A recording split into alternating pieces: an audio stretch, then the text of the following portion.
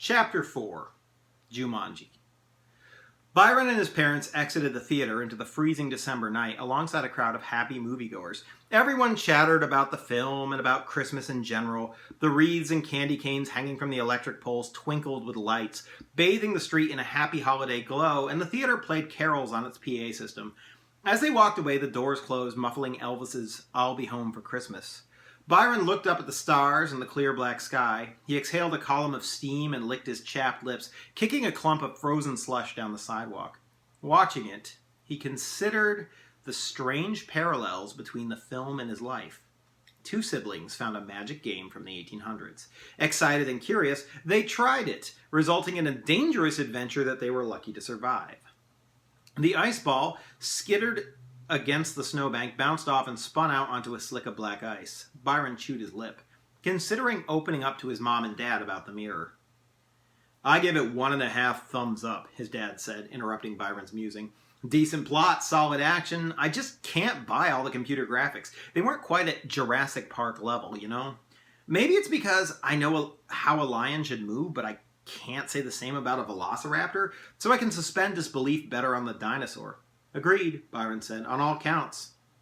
His father, Charles Oakes, he loved the name because it had snooty, regular, and blue-collar versions, Charles, Charlie, and Chuck, was the American stereotype for a dad. Overweight, balding, constantly cracking terrible puns and jokes, but kind-hearted, hardworking, and always there for his family. He only differed from other dads in his level of education. Charlie grew up in upstate New York, went to college at Hamilton, and pursued a doctorate in history at the University of Massachusetts. He met Felicity in Boston. They married, intending to live and work together in the city, but then she'd been diagnosed with lupus, and Plymouth State sent him his only tenure-track job offer. They'd thought about trying to relocate since then to be closer to Felicity's family in Maryland, but the university provided good medical benefits, so they'd stayed.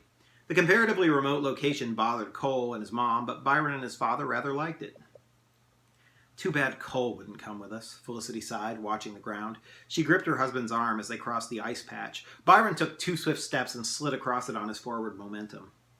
"I don't know why he's become such a hermit," she continued. "He needs more social time. I mean, he's an extrovert like you, Charlie." "He's doing swimming every day. It's a team sport," Byron interjected. "And he uses AIM to talk to his friends. He's always got messages chiming in on his computer. It's constant. Even at home, he's more social than I am, Mom." "How about," his father chimed in, "we talk about the Oaks who actually went to the movie instead of those who stayed home?" He turned to Byron. "What was your favorite part, fella?" "I like the cop," he replied, then quoted from the scene where the police cruiser was eaten by an enormous carnivorous plant. "Fine! Take it!" he giggled.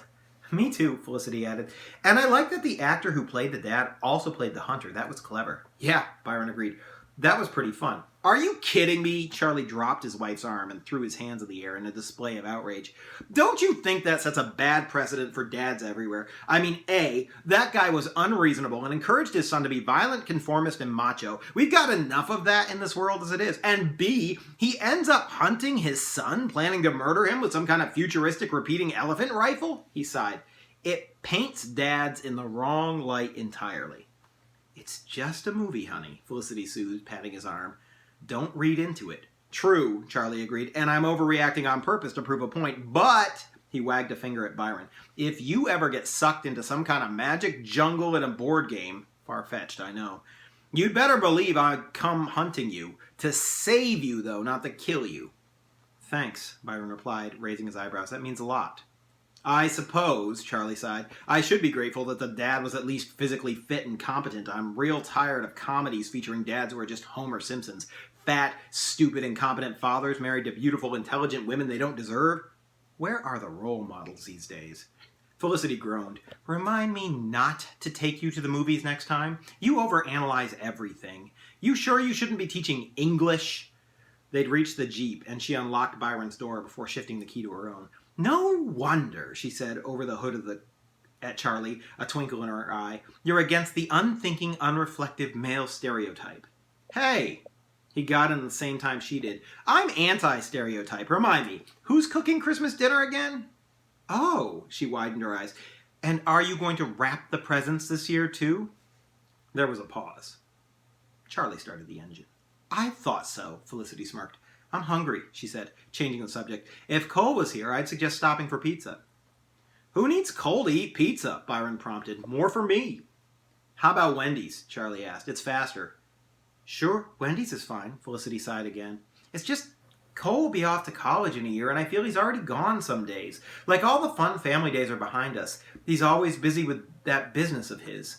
You know, she glanced at Charlie, I think he's becoming a workaholic.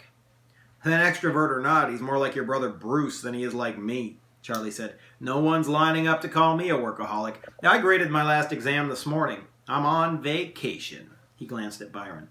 Speaking of which, I hear Fox Pond is frozen solid. Want to go skating on natural ice tomorrow?